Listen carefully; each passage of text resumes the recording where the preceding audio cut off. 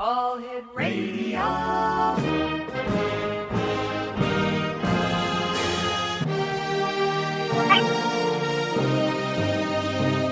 Welcome to the X Zone, a place where fact is fiction and fiction is reality. Now, here's your host, Rob McConnell.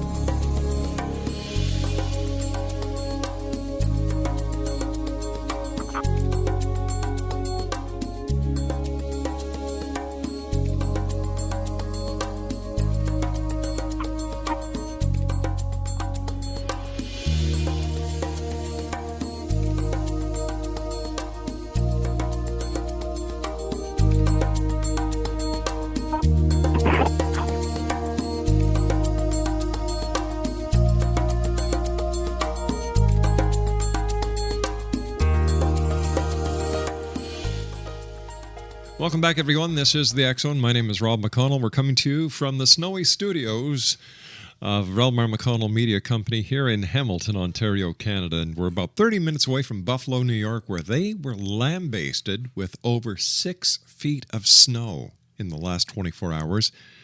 And it's not over yet because there's another lake effect squall that's going to be lambasting them again. My good heavens.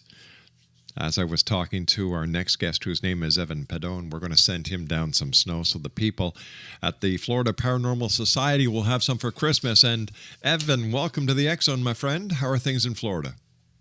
Thank you. They're great down here in Florida. Rob, I want to thank you for having me on your show. It's a privilege, and I look forward to a good talk with you. Well, it's our great pleasure. We have a lot of good friends in Florida. WPGS 840 in Titusville was one of our first stations when we started with the network. Ed Shiflett down there and all the crew. And, of course, whenever we go on a wonderful Princess cruise, we always go down to Fort Lauderdale and take the cruise and just enjoy the beautiful Florida sun for at least 10 days. So our heart is down in Florida. Now, tell me about the Florida Paranormal Society, Evan. Sure. The Florida Paranormal Society, I founded it actually with my wife. And we are gurus into the paranormal. My novels and my background, I've been studying the paranormal now for about 15 years. And my wife, her degree was in investigative journalism, so we decided to form a society here in Florida that would focus on different genres of the paranormal, such as cryptozoology, lost cities, ghosts and entities, extraterrestrial life, things of that nature. And there really wasn't anything like that here in the state of Florida, so we decided to, you know what, since there isn't one, let's go ahead and start one up. Wow, fantastic. So you basically, or I should say you and the other members of the Florida Paranormal Society, are like the place to go when it comes to investigating the paranormal from A to Z. That's correct. And that's what we're aiming to be. Our society's been growing leaps and bounds. And we do partner with other societies. So we're not... We try to be all-inclusive, and we try to recognize the past successes of organizations that are bigger than ours, right? To work with them, because we're all looking for the truth. And recently, the Florida Paranormal Society has worked with the BFRO, the Bigfoot Research Organization. We actually performed an expedition about a week or so ago in the Neacka River State Park, and found what we believe, or potentially to believe, to be Bigfoot or primate hair. And we actually sent it off to the BFRO to go ahead and do further analysis. What is Bigfoot? Is Bigfoot actually a myth? There are many people who say, all right, Bigfoot, there's no proof, so how can it be real? Maybe it's just a myth. Other people are saying, well, what it is actually a sighting of those people who give up society and live in the forests and are very elusive. And yet there's other people who say, well, Bigfoot is real. We just haven't been able to identify what Bigfoot is at this time. Yep, and that's kind of that's definitely the boat that I fall in terms of my belief. I believe that Bigfoot, or down here in Florida, they actually call it the skunk ape, which is a subspecies of Bigfoot, right? Kind of like the Yeti in Nepal. what we believe, or what I believe the Bigfoot to be, is a primate, and that is very, very elusive. And actually, in my novel Expedition Everest, I went in depth on the scientific attributes that, or the physical characteristics that this creature would have that would be able to avoid detection. And I made a case, I guess you could say, the case for Bigfoot, Right. Of how it would be able to avoid detection. For example, like its hair could be that of a polar bear's hair, very similar, where a polar bear won't show up on thermal cams. And therefore, when you ever watch a show like Finding Bigfoot, Right. they're always using an infrared camera or a thermal cam. And my theory is the reason why they're not able to detect a Bigfoot using that kind of equipment is because their hair insulates it and protects them from the environment, and therefore it's not picked up. Evan, stand by. That makes a lot of sense. And Exonation, we're going to hear a lot more from Evan this hour. We're talking about the paranormal. Evan is the gentleman responsible for the Florida Paranormal Society. Their website is floridaparanormalsociety.com. And Evan and I will be back on the other side of this 2-minute break. Don't go away.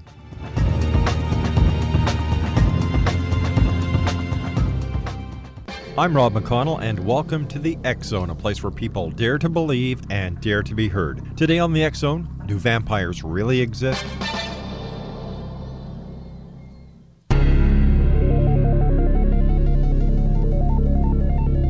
Do vampires really exist? In creating Dracula, Irish author Bram Stoker, who lived from 1847 to 1912, may have drawn on stories he heard as a child about the cholera epidemic that hit London and Paris in 1849. As in times of plague, there were many cases of hasty burial of sick bodies which were not really dead but in a deep sleep or coma.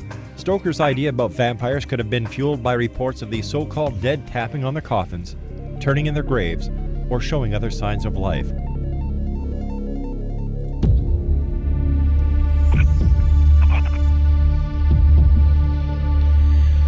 Welcome back, everyone. Evan Pedone is our special guest this hour. He's with the Florida Paranormal Society. They're based in Tampa, Florida, and is a leading research society, especially in all facets of the paranormal, including cryptids, lost cities, apparitions, myth, legends, treasure, and the unknown. Led by cryptozoologist Evan Pedone, he conducts expeditions and records them in a documentary-style format. He's the author of Expedition Everest, and he leads his team throughout Florida paranormal hotspots in a quest to discover the truth about many paranormal reports. www.floridaparanormalsociety.com is their website, and welcome back, Evan. It's great talking to you. All right, so why is Bigfoot called a skunk ape in Florida, Yeti and Sasquatch in the West, or are they all offshoots of a species that has yet to been discovered and accepted by the scientific community? Well, the reason why they call it a skunk ape here in Florida is because it supposedly has a distinct smell. When you come upon it, it smells like a skunk. And there's different theories on why it has that smell. If you've been to Florida, I don't know how much time you've actually spent out in the swamp, but in the swamp we have sulfur deposits, or you can have a strong sulfur smell, right? Especially from the natural spring. And it makes sense that this animal, this primate, would obviously spend a lot of time in the swamp and therefore pick up these types of smells. Even like, the Fountain of Youth is believed to reside in Florida. At least I don't know if you believe in the Ponce de Leon legends or have studied it a whole lot. But if you go to St. Augustine is the tourist destination, I guess you could say, for the Fountain of Youth. And if you actually go to that spring there, the water has a distinct sulfur egg smell. Yeah. And so therefore, skunk ape. Gotcha. Now, when it comes to these different subspecies around the world and the different names that are attributed to them, whether it's Sasquatch or Yeti, these are just the different cultures and locales giving a name to a creature that, when described, matches up. And the interesting thing that I find about that is that you actually have cultures around the world that give a very similar description of a hominid, of an ancient hominid that's extremely large, that has strong physical characteristics that are very similar. And if anything, what I think that does is it further validates the Bigfoot phenomenon, because you're not having just an isolated event like a Jersey Devil or a Mothman, which is much more geographically localized. I mean, there are some events around the world where I guess you could say that those creatures could have possibly have a subspecies or something similar in different locales in Europe and as well as the United States, but nothing quite to the extent of Bigfoot. Bigfoot has different cultures from around the world that have been able to go ahead and describe a similar primate, and I think that validates it. And when you actually look at the expansiveness, see, a lot of times people go, well, shouldn't we have seen it by now? Shouldn't we have this thing on camera? Well, that makes a lot of sense, that question. Yep, and that's it. And the thing is, what people forget is they forget how much wilderness is out there. Because if you actually, I don't know if you've heard of the Western, well, I'm sure you've heard of it, the Western lowland gorilla. Yeah.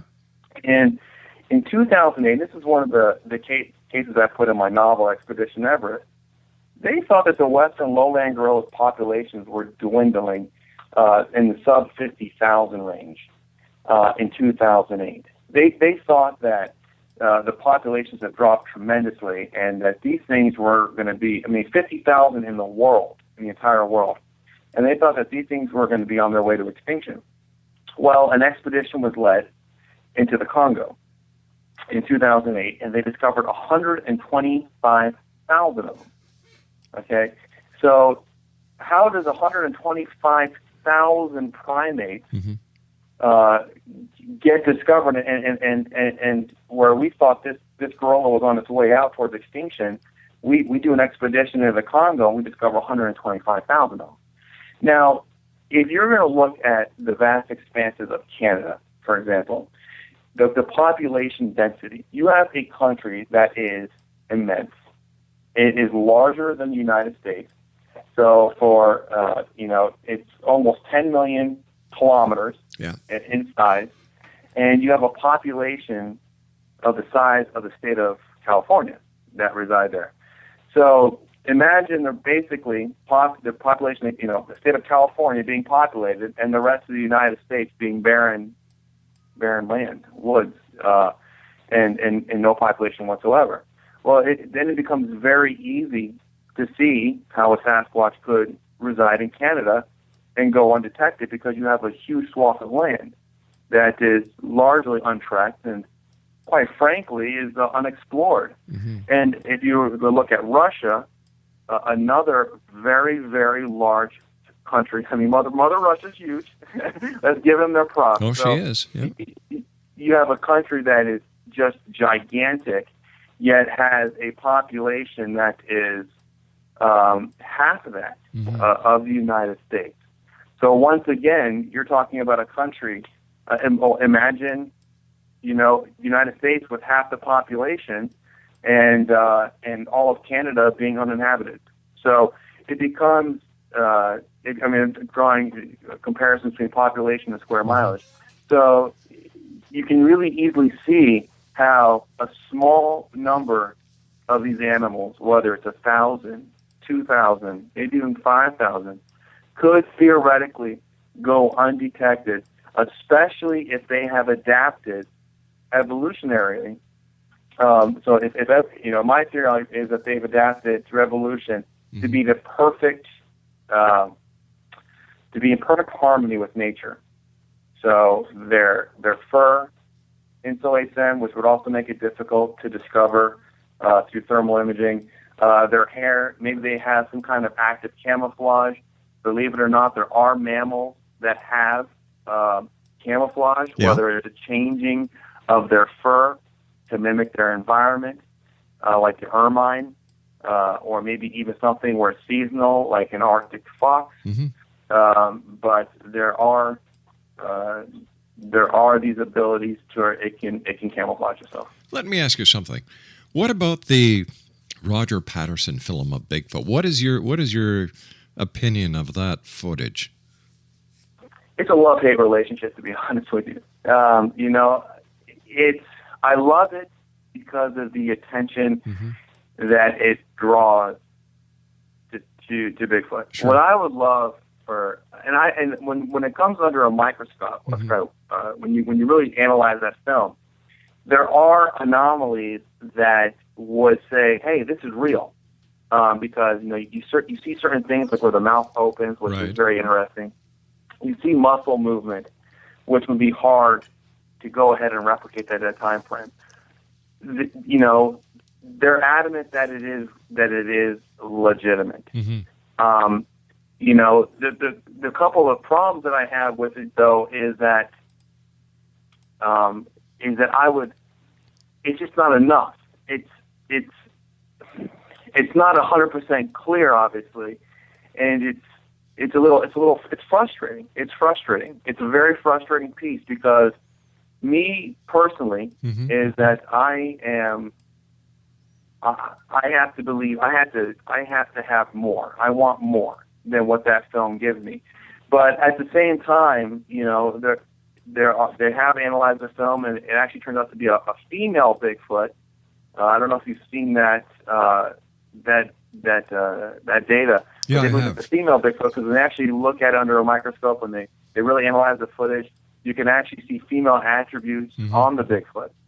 So it really becomes, well, wow, who would make a female Bigfoot, 40, 50 years ago? And who would add this muscle tone and these muscle movements on this creature? And the fact that the mouth opens. So, I mean, it's pretty in-depth, and it's pretty in depth for that time frame. But like I said, it's a very frustrating piece because I want more. Sure. Loch Ness Monster. Like other aspects of the paranormal, in the news 1 minute, not in the news for weeks, months, maybe years. Bigfoot, the same thing. Loch Ness Monsters. Nessie. What is Nessie? Is she actually a misidentified creature? I don't believe so. I believe that Nessie is a plesiosaur or something along those lines. Probably migrates and has some kind of migratory pattern where, I mean, let's face it, Loch Ness is very deep. It's very murky. Yeah. I go on the water all the time and I never see a shark. Very rarely do I ever see a shark, and I've never seen a great white or a tiger shark, and I've been on the water my whole life. So especially when it comes to sea creatures or animals or cryptids in the sea, you have an extremely immense area. I mean, we cannot find an airplane that unfortunately crashed. Malaysian Airlines the crash that 370, happened with Malaysian Airlines. So with our state-of-the-art technology, we can't find an airplane in the ocean. Listen, you and I have to take our news break. Please stand by, Evan. Great having you with us. Exonation, Evan Pedone is our special guest. He is the founder of the Florida Paranormal Society. They're based in Tampa, Florida. Their website is www.floridaparanormalsociety.com. And Evan and I will be back on the other side of this commercial break with the news as we continue here in the X Zone from our broadcast center in Hamilton, Ontario, Canada. Don't forget, Exonation, you can listen to the X Zone 7/24/365 at xzoneradiotv.com. I'm Rob McConnell, and welcome to the X Zone, a place where fact is fiction and fiction is reality. Today on the X Zone, the Great Lakes Triangle of North America.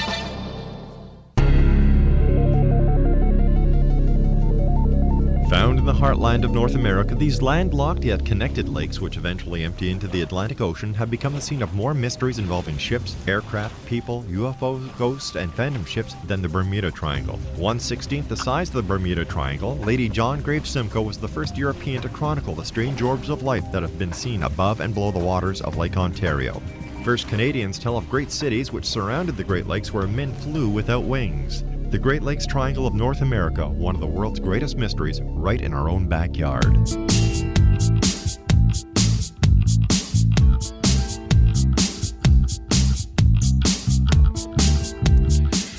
One 1-800-610-7035, worldwide toll-free. My email address is xzone@xzoneradiotv.com, on all social media sites, Xzone Radio TV, and our main website where you can listen to the show 7/24/365, as well as get the latest news from the world of the paranormal and the science of parapsychology. www.xzoneradiotv.com. My guest this hour, X-Zone Nation, is Ed Pedone. He is with the Florida Paranormal Society. They're based in Tampa, Florida. Their website is www.floridaparanormalsociety.com. And let me see, they're also available on Facebook at florida.paranormal.society. And Ed is the author of Expedition Everest, which is available on Amazon.com. How about UFOs? What kind of investigations has the Florida Paranormal Society done when it comes to those strange lights in the sky? Well, as you know, in Florida is a hotspot for paranormal activity. What we do is when we do our expeditions, we try to go to locations where there have been recent sightings and do investigative work. Recently, we traveled down to Cape Coral and done some general expeditions down there, especially when there was a lot of sightings relatively recently that were reported through MUFON. So, but it's interesting because the UFO phenomenon is still very, very taboo. I think people will be more prone to go ahead and actually report a Bigfoot sighting or a Loch Ness Monster sighting than they would saying that they saw a UFO and real green men from Mars. Yeah, but I can understand the skepticism of the public, as well as the ever-increasing skepticism with mainstream media, because you've got people from different organizations that are saying, well, there was a UFO over the city of Miami that was the size of 3 football fields, but nobody saw it because it was invisible. Yeah, and I don't think that helps out paranormal investigators or the cause for people that maybe want the truth or the perceived truth behind the UFO phenomenon. Right. And, there's a couple things here because my background, I was in the Air Force and I was in aerospace. I was in aerospace propulsion, and so I'm very familiar with what our aircraft in the United States military can do. When I was actually in the Air Force, though, I became associated with a couple people that claims to have seen technology that was rather impressive. Actually, one tech sergeant that I knew claimed to have actually worked on aircraft that were alien aircraft, which was rather peculiar to me.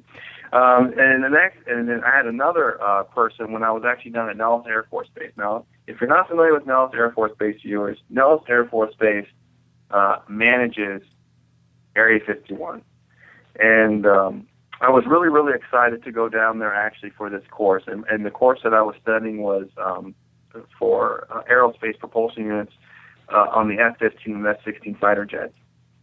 So I go down to Nellis for a follow-up course. And when I'm in the course, an airman, I couldn't help myself. I had to ask, because when I was checking into my hotel, there was a retired military guy who was doing an investigation on Area 51, so I thought, what the heck? Sure. Let me ask.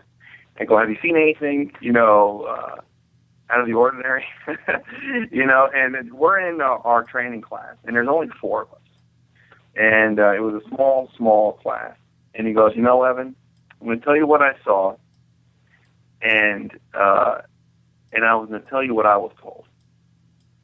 And he saw an aircraft that moved entirely silent, that was an actual aircraft that you would describe as a UFO, as the typical triangular.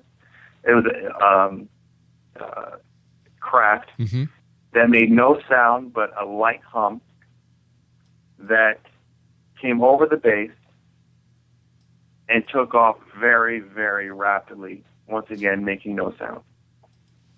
And he asked his shop chief about it. Yeah.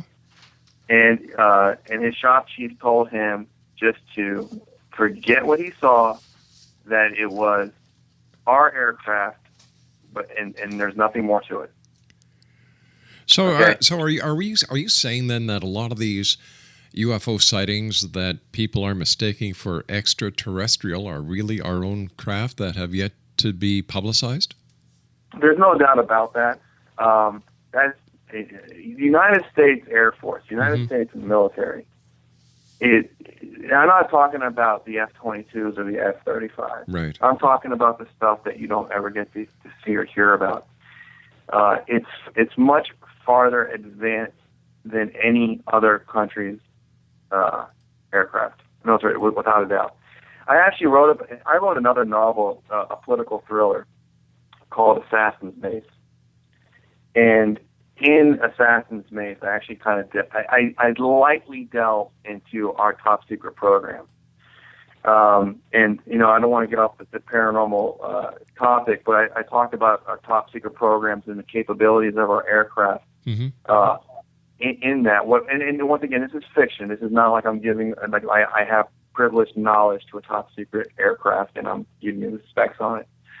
But the point that I'm making is that a lot of these sightings are, in fact, without a doubt, United States military aircraft that are able to do amazing things, is my belief.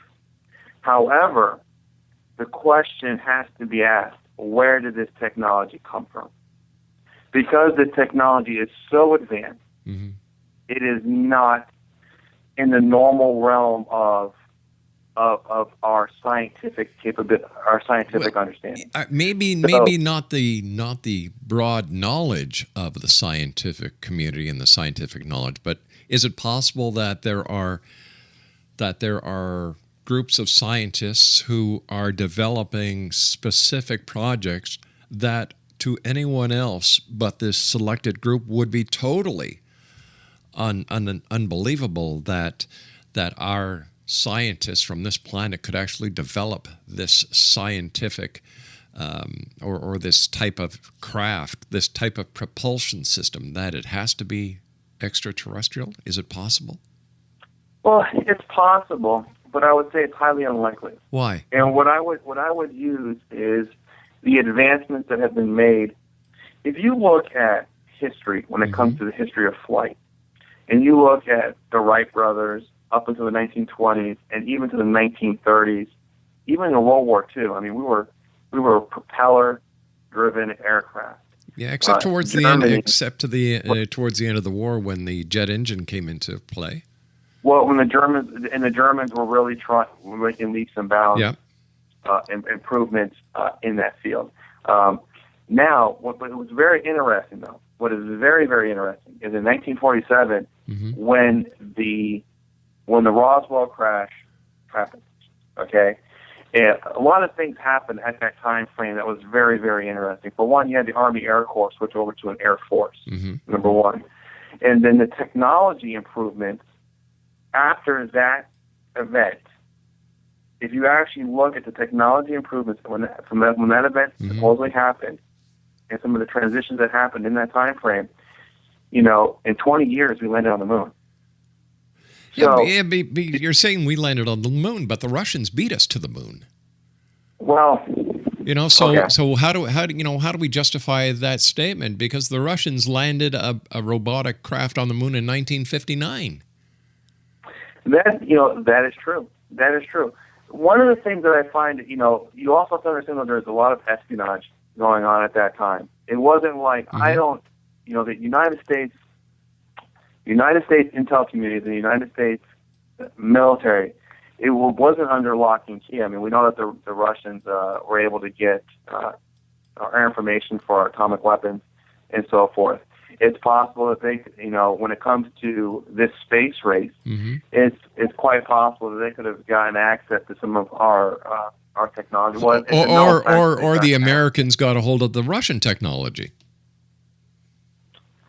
Well, now that's a conspiracy theory, but I guess it's possible.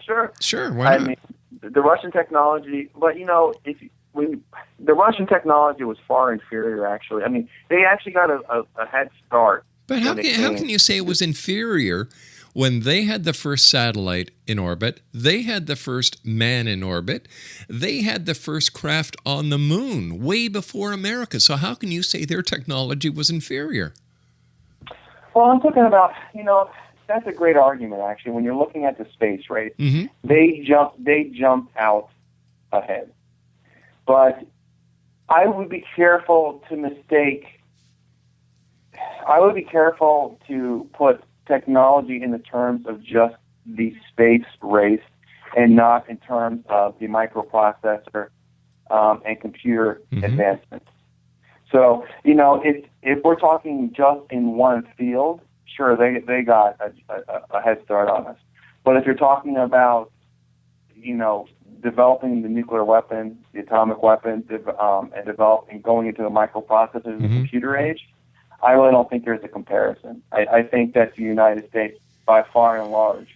Well, maybe at one time I would have agreed with you, but now with China, Japan, and India having satellites orbiting the moon that are actually doing surveys to mine and to bring back to Earth helium-3, and you've got the United States actually doing very little when it comes to this. I think at one time the United States, because of a PR push by President Kennedy, was ahead. And don't forget, it wasn't the Americans that developed the rocket power. It was the Germans. Von Braun was brought over. So, I look at the whole picture. I just don't look at certain little slices and base my entire hypothesis on that. Instead of going to Mars, that no one else is going to, for many good reasons, why isn't America up on the moon trying to bring back helium-3 and solving the energy crisis? Why? Well, who says we're not? Well, hey, listen. If we know that the Japanese, the Chinese, and India are up there, believe me, the other countries would be very quick to say that America was up there as well. The American space program in no specific area is doing anything like that, and that's easy to find, that's easy to confirm, that's easy to follow. And I'm going to actually disagree with you on this, and here's why. What we're referring to, is knowledge that is largely available versus what you don't know, what the United States military is performing. What I can say is that the United States Space Command and those entities are I would say, from my insight, are not taking a back seat to any of these other countries. Well, maybe in strategic arms, I agree. But if the United States was doing so great in the space race or the space exploration, why is the public sector getting involved? Because the government isn't doing as much as it should be. Well, the private sector is a necessary development. I mean, you have to support your private sector, and I think that there's a lot of industries to be had from the private sector getting involved in the space race. I think that the private sector has proven in a lot of different ways that it can be superior to government in terms of certain industries. Mm-hmm.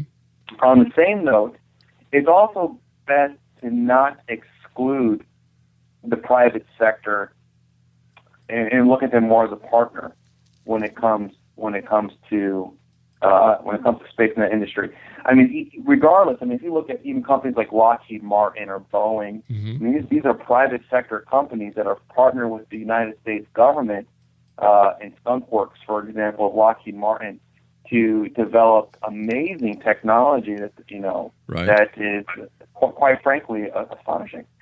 So by working in harmony with both the private sector and the government, Mm-hmm. can work in harmony to reach a common goal. But when it wouldn't comes to what China is doing and what Russia is doing, and India is doing, and Japan is doing.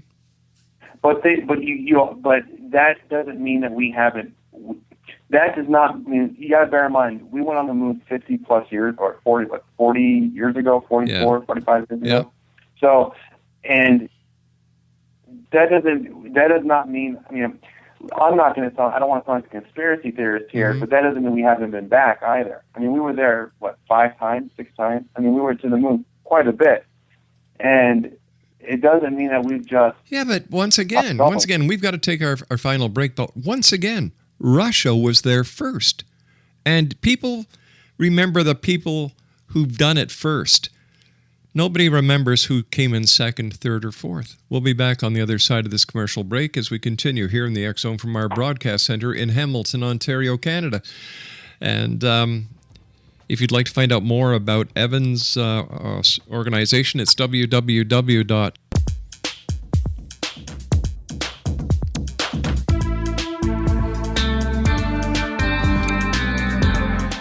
X-Zone Nation, Evan Pedone is our special guest. He is with the Florida Paranormal Society that is based in Tampa, Florida. Their website is floridaparanormalsociety.com, and Evan is the author of Expedition Everest, which is available on Amazon.com.